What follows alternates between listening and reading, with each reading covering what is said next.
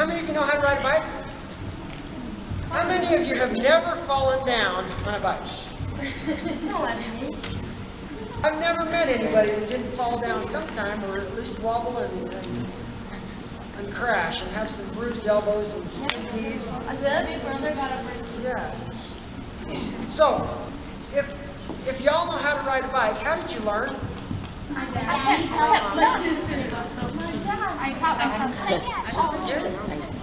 What's that? Did you? Good. Anybody ever have some instruction from somebody else? Yeah. I'll bet that when somebody told you exactly how to ride and what to do and what not to do, you just got on that bike and you did exactly what they said and everything was perfect, right? No. No? No. What do you mean no? Well, when you first learn and you're not on training wheels, you can't fall. Well, how come? You mean the instruction they gave you wasn't any good?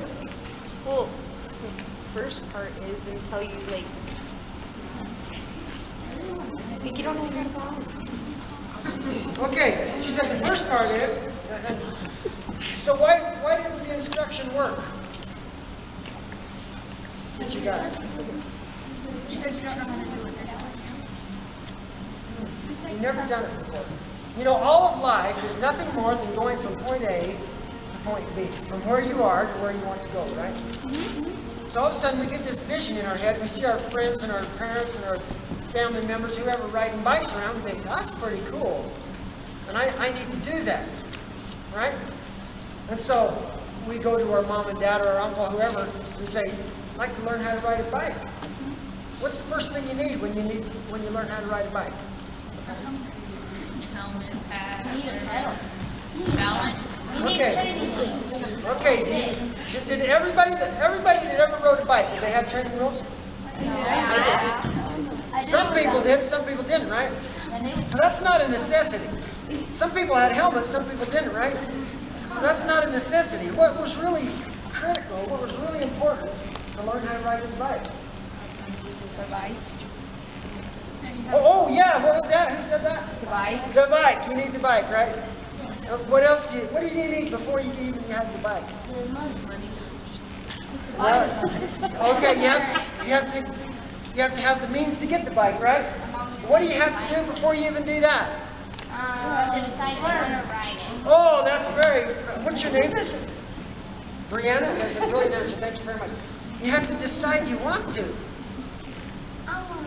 If you don't decide you want something, I guarantee 100% it's impossible to get it.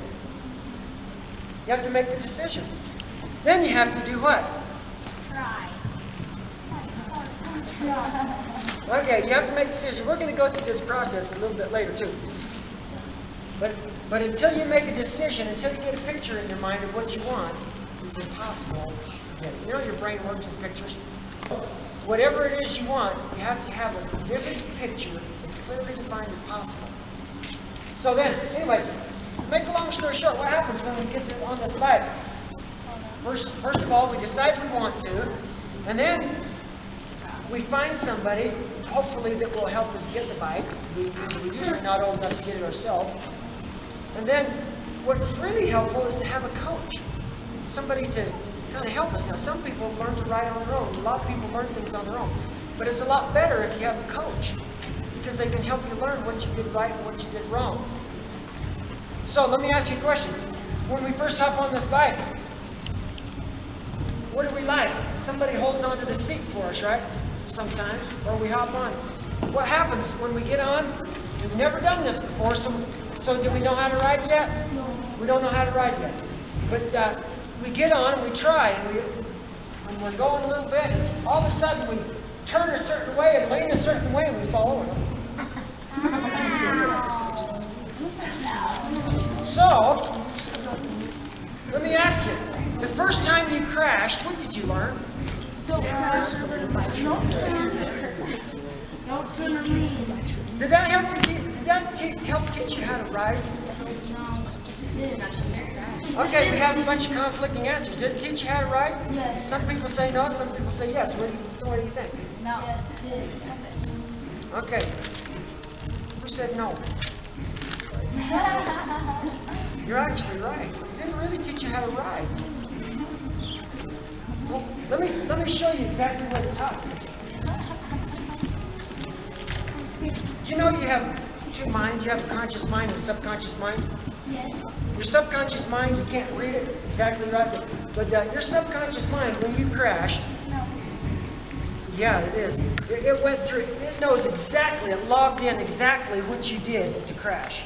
It knew how fast you were going, it knew the terrain you were on, whether it was rocky, whether it was pavement, whether it was concrete, whatever it was. It knew your momentum, it knew exactly how you tipped, it knew exactly how you turned the wheel. And you know, it logged all that in. It said this is a perfect formula for what? To crash. Right? It's a perfect formula to crash. It's a perfect formula. What did it do? Did it cause you pain? Usually. Sometimes not a lot, but it did cause you some emotional pain maybe? Oh, that didn't work very good. So what we learned is a perfect formula that works every single time, no matter what. If you do the same exact thing, the same exact way, it'll do the exact same thing. Right? It works perfectly. It's a perfect formula. But it wasn't the result we were looking for, was it? And so, then what do we have to do? We have to say, that was too painful, I'm going to give up, I'm never going to try that again. No, you have to get back on. And try. You have to get on that. Why do we get back on? So we can learn. So we can go through more pain? If that happens again, because eventually you don't Okay. have pain anymore. Okay, so what happens? Our picture, our vision is so big that it's bigger than the obstacle. It's bigger than the pain. We thought, I have to learn how to ride.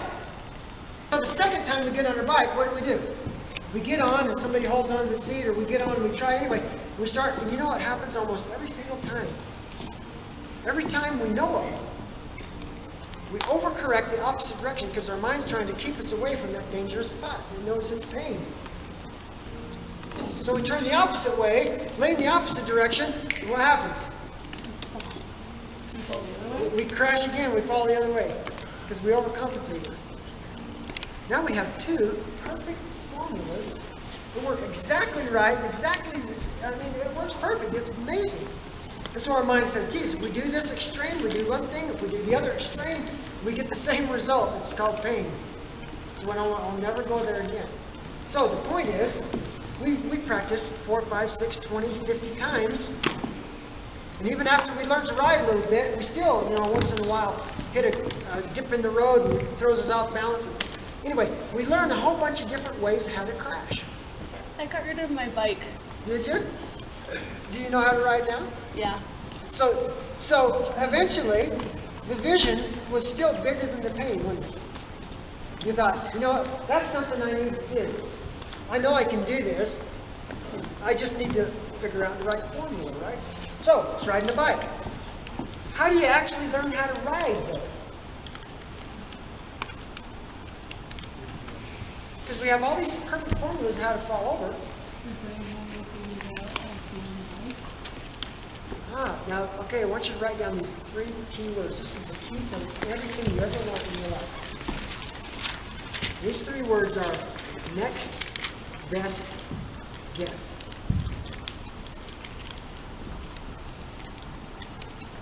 Next best guess. Listen, our mind says, I know how to crash.